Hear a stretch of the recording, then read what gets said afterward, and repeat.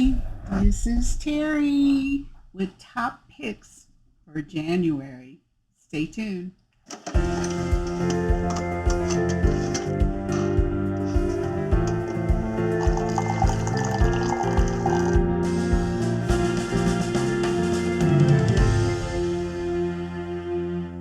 Keep reading. Hi, Terri Gillespie here, and welcome to January 2025. Happy New Year. Top picks. Now, this episode's a little different because I have new releases, upcoming releases, and some previously released books. And I'll tell you why. Because normally I just do new releases. But there's a good reason. So be sure you like, comment, and share this video if you would please. And also, if you haven't subscribed, please hit that red button. And when the white bell comes up, be sure and click that, and you won't miss any episodes because we've got some really good ones this year. The publishers have sent the upcoming releases for the next almost 6 months. So, and there are some really good ones, guys. So, you'll have to stay tuned. Plus, I'll be interviewing some great authors and they'll be giving away books. So let's get started. All right. So first we start with the lead book, which is by Mary Connealy. And it is, she started a new series and she writes what she calls romance with comedy and cowboys. So she's a hoot. So I interviewed her actually yesterday. I interviewed her and she is just a delight and funny.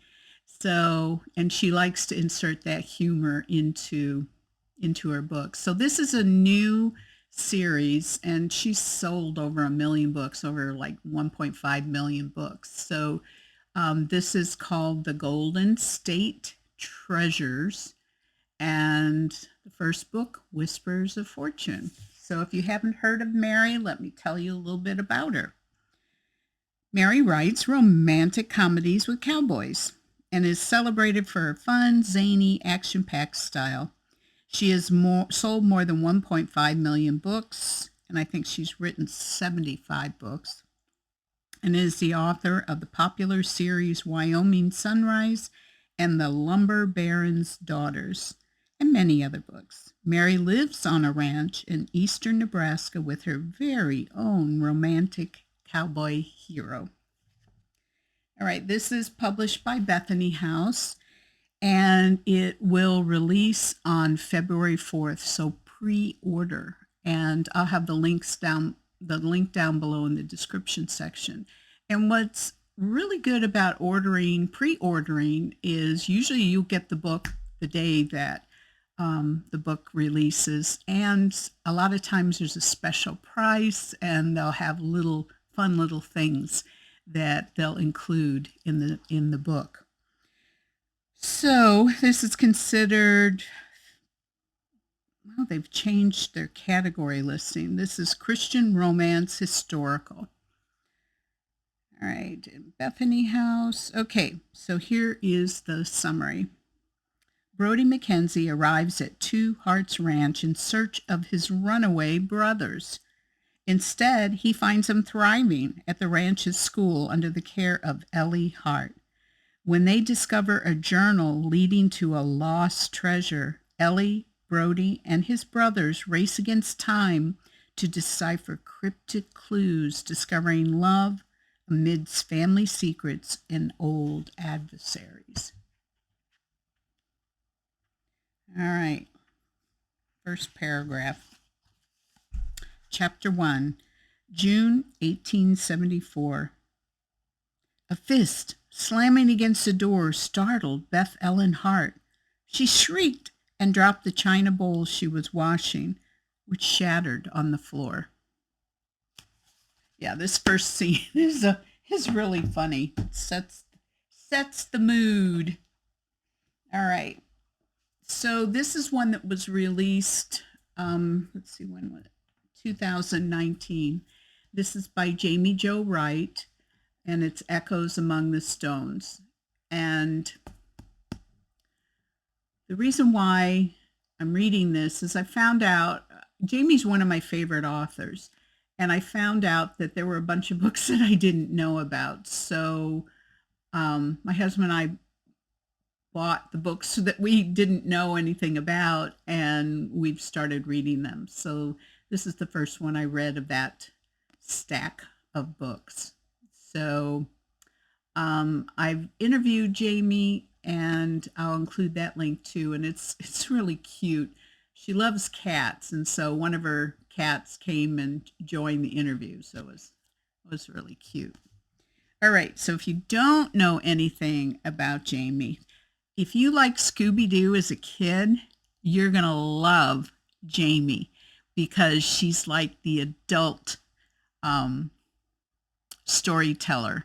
Scooby-Doo storyteller. There are no dogs, talking dogs or anything, but you get what I'm talking about, right? Okay. So Jaime Jo Wright is a winner of the Christie, Daphne du Maurier, and Inspy Awards and a Carol Award finalist. She's also the Publisher Weekly and ECPA best-selling author of 3 novellas. And I think has more now. Jaime works as a human resources director in Wisconsin, where she lives with her husband and 2 children. Okay, now Jaime does dual timelines. So that means there's usually a historical time period and then a current, contemporary time period. So here is the book synopsis. After Aggie Dunkirk's career is unceremoniously ended by her own mistake, she finds herself traveling to Wisconsin, where her grandmother, Mumsy, lives alone in her vintage, though very outdated home. Aggie didn't plan for how eccentric Mumsy has become, obsessing over an old, unsolved crime scene, even going so far as to recreate it in a dollhouse. Mystery seems to follow Aggie when she finds work as a secretary helping to restore the flooded historical part of the town's cemetery. Forced to work with a puzzling yet attractive archaeologist, she exhumes the past secrets and unwittingly uncovers a crime that some will go to any length to keep hidden, even if it means silencing Aggie. Now, the other time thread, in 1946, Imogene Grayson works in a beauty salon but has her sights on Hollywood. But coming home to discover her younger sister's body in the attic changes everything. Unfamiliar with the burgeoning world of forensic science and, as a woman, not particularly welcomed into the investigation, Imogene is nonetheless determined to stay involved. As her sister's case grows cold, Imogene vows to find justice, no matter the cost.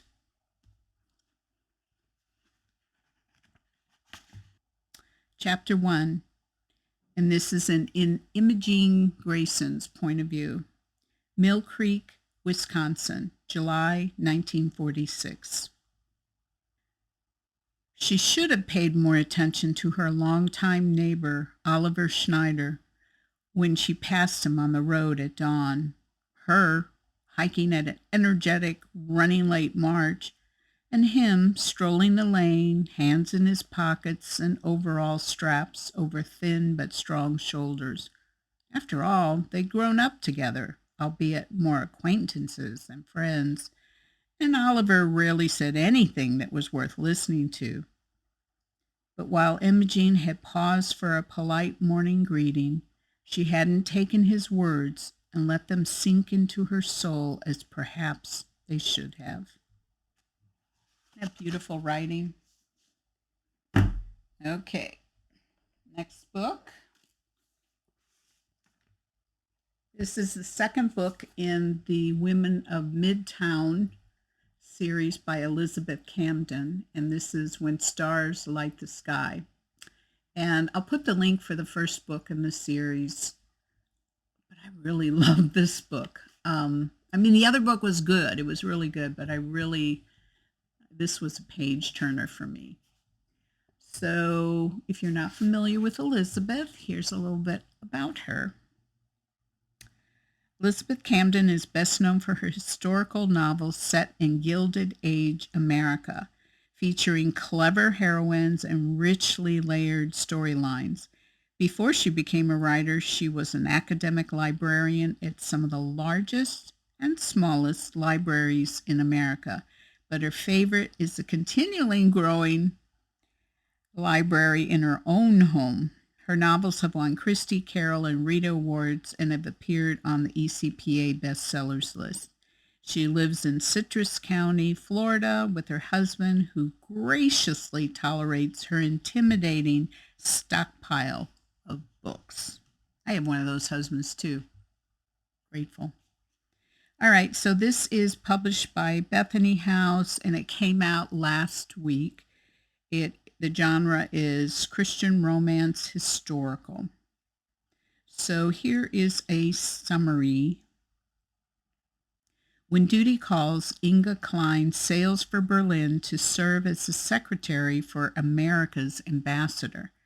The ambassador's imposing chief of staff, Benedict Kincaid, harbors deep misgivings toward the German-born Inga. But when tragedy strikes, a marriage of convenience may be Inga's only hope of escape from the impending war. So this was set shortly before World War I, and most of it is set in Germany. Prologue, New York City, 1898. America was supposed to be the land of opportunity, but it seemed more like a land of hunger and confusion to Inga. Huddled on the cold floor of the empty church, she tried to calm her breathing, because even the tiniest noise sounded loud in the dark, echoey chamber. It didn't feel right to sneak inside a church, but she was only 10 years old and always obeyed her parents. So difficult for immigrants. Great book. All right.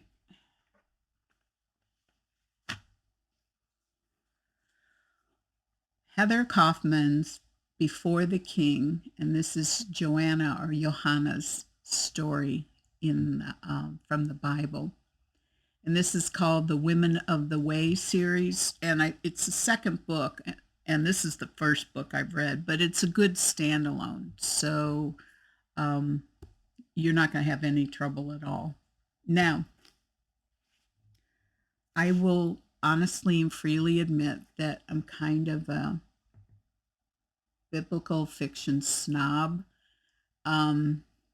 I've been a part of the Messianic Jewish world for over 25 years, so I've lived in fellowship with Jewish people, worked on a Bible translation with over 60 Jewish scholars.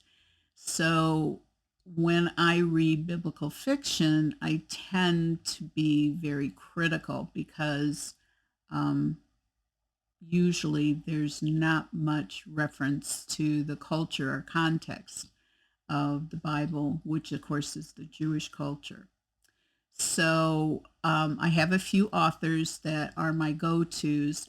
I am now adding Heather Kaufman to that short list because I felt like these were Jewish characters and not kind of iconic Christian characters. So well done, Heather. I'll be reading more of your stories. So let's see, this is published by Bethany House. It released last week. And it is biblical Christian fiction. So if you're not familiar with Heather Kaufman, let me tell you a little bit about her.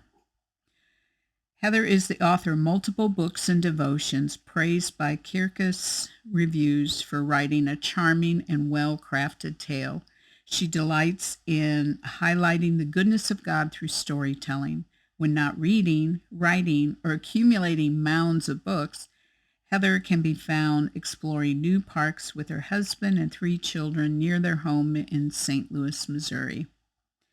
And for those who know me, that was my old stomping ground. I grew up in St. Louis County. I went to school in St. Louis. All right, so here is a summary. Members of Herod's inner circle, Johanna's wealthy priestly family harbors a dark secret. When a rabbi comes preaching a new kingdom and healing the sick, Joanna is forever changed. Yet she treads a perilous path between a court that mocks Jesus of Nazareth, a community of believers that views her with suspicion, and a husband who guards his own secrets. So good. I mean, it's just great storytelling, but when you understand that culture and when you inject that into it, it's just more authentic. And right now, I think it's really important for Christians to really understand their heritage. Gentile Christians, our heritage is a Jewish faith. We've been grafted in according to Romans 11. So I'm going to get off my soapbox. I may even delete that. But anyway, edit that out. I don't know. I'll let my husband decide. Prologue.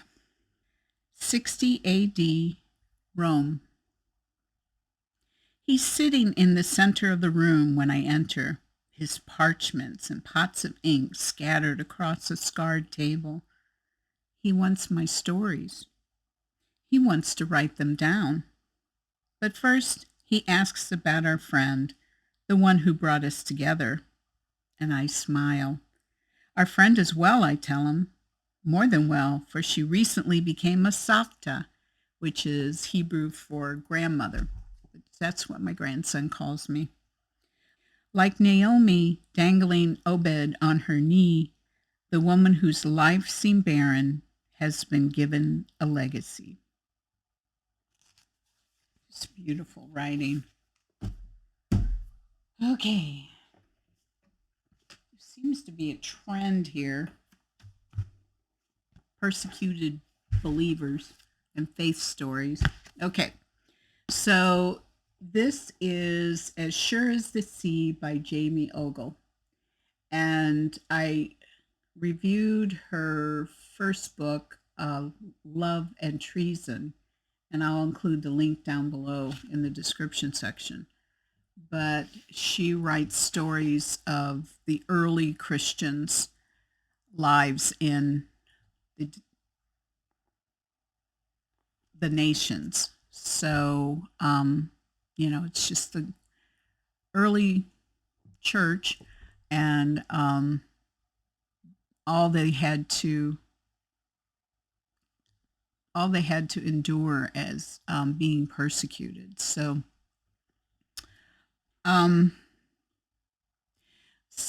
Jamie's book is very different than Heather Kaufman's book. It's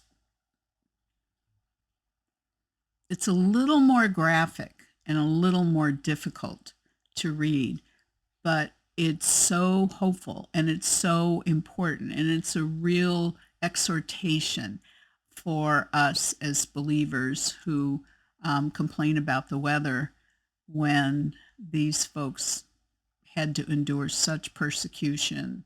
So now I'm making it sound really bad, but it's really good, and it's beautiful writing and great history information. So if you're, let's see, this was published by Tyndale, and let's see, it actually releases February 11th, which means you can pre-order, and I have a link to Tyndale because a lot of times they have really great deals if you pre-order.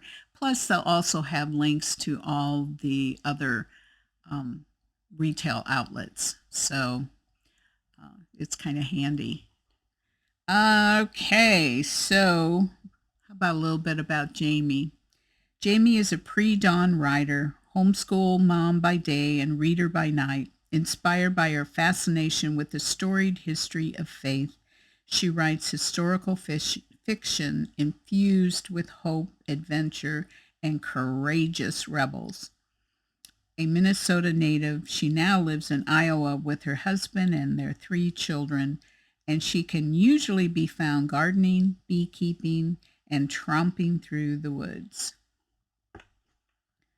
All right, so let's see here. Okay, Eastern Roman Empire, AD 310. In the shadow of anti-Christian edicts, Demetria makes a meager living harvesting coral and pearls for a merchant who turns a blind eye to her faith. By night, Demi goes upriver with her brother Theseus to obtain provisions for fellow believers in the port city of Myra. While willing to risk her own life to ensure others are safe and fed, Demi lives with a desperate fear for those she loves and carries secret shame over her greatest failure. When Theseus is injured in a diving accident, all seems lost until a stranger named Nicholas appears on the beach and offers help. So fascinating information about pearl divers. The way that she describes it, I'm like holding my breath. Okay, chapter 1, Lycian Coast, 27 Aprilist AD 310.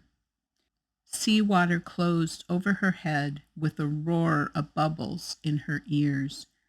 20-year-old Demetria closed her eyes, body relaxing, heart slowing as the stone tied around her ankle pulled her to the depths of the Mediterranean.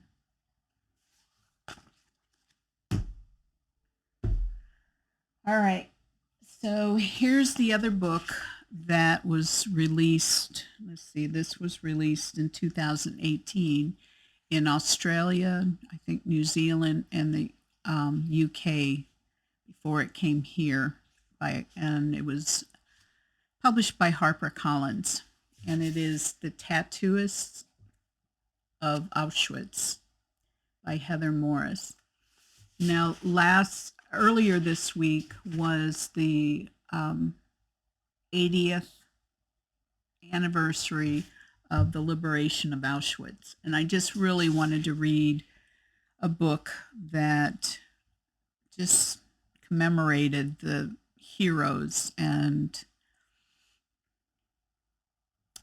this book is not your ordinary Holocaust book, and I'll tell you a little bit more, but first let me tell you a little bit about the author, Heather Morris. Heather is a writer and native of New Zealand, now residing in Australia. In 2003, she was introduced to Lyle Sokolov, who entrusted her with the innermost details of his life during the Holocaust. I'd finished crying over this book, but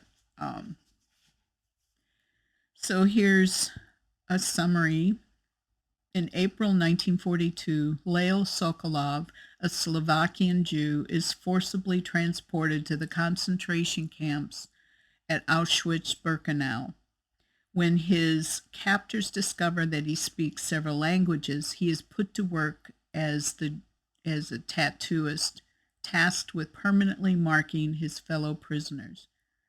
Imprisoned for more than 2.5 years, Lyle witnesses horrific atrocities and barbarism, but also incredible acts of bravery and compassion. Risking his own life, he uses his privileged position to exchange jewels and money from murdered Jews for food to keep his fellow prisoners alive. One day in July 1942, Lyle, prisoner 32407, comforts a trembling young woman waiting in line to have the number 34902 tattooed onto her arm. Her name is Gita. And in that first encounter, Lael vows to somehow survive the camp and marry her. A vivid, harrowing, and ultimately hopeful recreation of Lael Sokolov's experiences as the man who tattooed the arms of thousands of prisoners with what would become one of the most potent symbols of the Holocaust. The Tattooist of Auschwitz is also a testament to the endurance of love and humanity under the darkest possible conditions.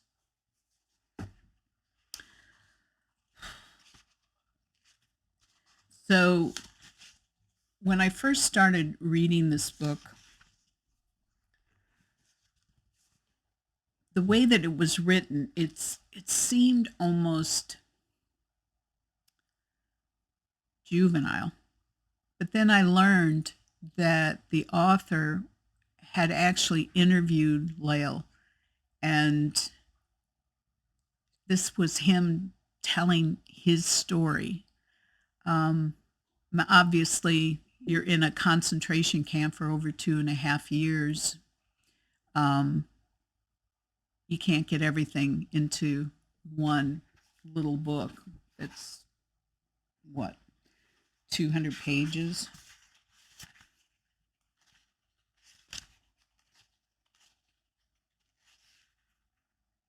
Yeah, less than 300 pages, which, by the way, if you buy this book, read the author notes and the comments by Lael's son, which are fascinating.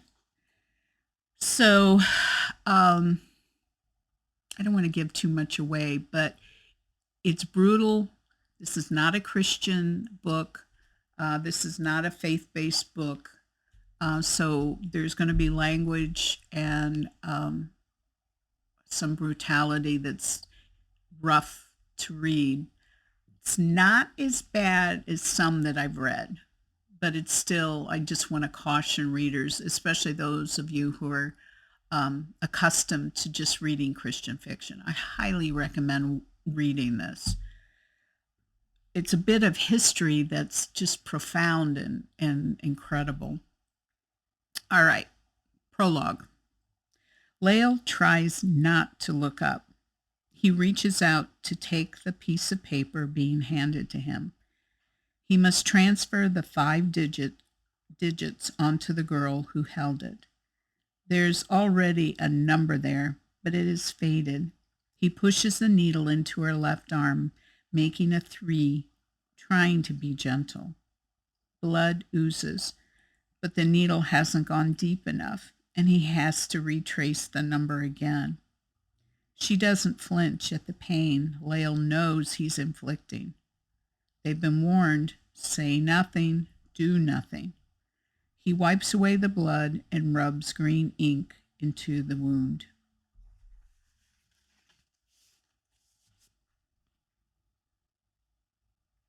Okay, so I hate to leave this on such a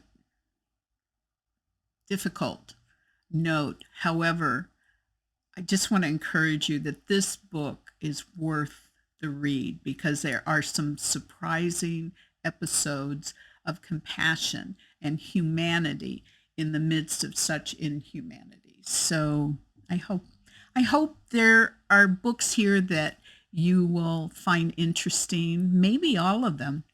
And I know I did. So I hope that there'll be something there for you to treasure. So that's it for this month. I'll see you next month. Oh, and be sure and watch the interview with Mary Connealy. She was my A2A featured author for February. So, and that'll release on February 4th when her book does. So in the meantime, God bless and keep reading.